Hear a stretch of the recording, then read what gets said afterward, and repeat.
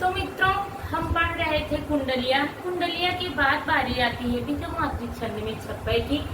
तो अब हम देखते हैं कि छप्पय क्या होता है। इसकी डिफिनेशन ये होती है कि छप्पय भी एक विषम मात्रिक छंद है। इसमें भी 6 चरण होते हैं। पहला 4 चरण रोला के और बाद के 2 चरण आपके किसके होंगे, उलाला के होंगे।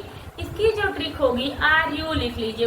इसको आपने जो कुंडलियाँ पढ़ी थी डीआर लिखा था, ठीक, डीआर से दोहा और रोला लिखा था। और इसमें क्या लिखेंगे हम लोग, आर यू, मतलब रोला और उलाला से मिलकर छप्पे का निर्माण होता है। तो इसकी डिफिनेशन देखते हैं। यह भी विषम मात्रिक छंद है। इसके कुल 6 चरण होते हैं। इसके कुल 6 चरण होते हैं। पहले 4 चरण आपके होते हैं रोला के, बाद के 2 चरण होते हैं उलाला के। अब हम इनकी देखते हैं, एक उदाहरण के द्वारा इनको हम समझते हैं।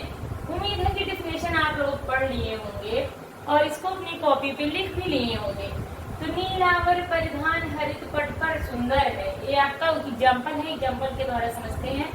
नीलावर परिधान हरित पट पर सुंदर है, सूर्य चंद्र युग मुकुट मेखला रत्नाकर है, नदियां प्रेम प्रवाह फूल तारे मंडल है, बंदी जनखग वृंद सेत पंथिंघासन है, करते अभिषेक पयोद है, बलिहारी इस वेश की। तो अब इस मात्राओं के द्वारा हम देख लेते हैं कि इसमें रोला कहाँ है और कहाँ पे उलाला है। तो शुरू के जो आपके 4 हैं, ये चारों में मैंने मात्राएं काउंट करके लिखी हुई है। रोला में हमेशा 24 मात्राएं होती है और उलाला में 28 मात्राएं होती हैं।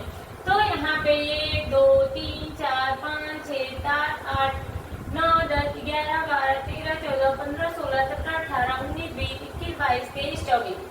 तो ये आपकी 24 मात्राएं इन 4 चरणों में, क्योंकि ये 4 चरण आपके रोला के हैं। लास्ट का एक चरण हमने लिया है इसमें उलाला का। तो इसमें मात्राएं जब आप देखेंगे तो उनकी संख्या 28 है। इस प्रकार आप ध्यान रखिएगा, छप्पय जब भी पढ़िएगा तो इसमें एक ट्रिक आयु याद रखिएगा, रोला और उलाला याद रखिएगा। तो रोला और उलाला के संयोग से बनने वाले छंद को हम छप्पय कहते हैं। ठीक, आयु के संयोग से बनने वाले छंद को हम छप्पय कहते हैं। और इसका एक एग्जाम्पल याद कर लीजिए। उस एग्जाम्पल पे आप मात्राएं जब लगाएंगे तो आप पाएंगे शुरू के 4 चरण आपको रोला के मिलेंगे जिसमें 24 मात्राएं होती हैं, और लास्ट का 2 चरण आपको उलाला का मिलेगा जिसमें 28 मात्राएं होती हैं। मैंने यहाँ काउंट करके सारी मात्राएं लिख दिया है। इसको आप लोग याद कर लीजिएगा, अपनी कॉपी में लिख लीजिएगा। धन्यवाद।